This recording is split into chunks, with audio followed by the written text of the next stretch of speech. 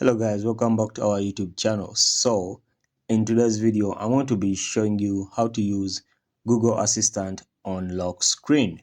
So first and foremost, to use Google Assistant on a locked screen, you need to first come and set that up. So to set that up, come and locate your settings application. So when you locate your settings, you scroll down till you see Google over here. So you choose Google. So after choosing Google, please scroll down again as you can see, then come and select settings for Google Apps. So when you select setting for Google Apps, come and select the last option saying search assistant and voice. So when you select search assistant and voice, come and look for Google Assistant over here.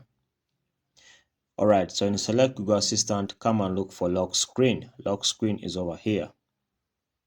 So when you look for lock screen, they ask you here, use Google Assistant without unlocking your phone. So basically, you'll be able to use Google Assistant even if your phone is still locked. So you tap on yes, I'm in.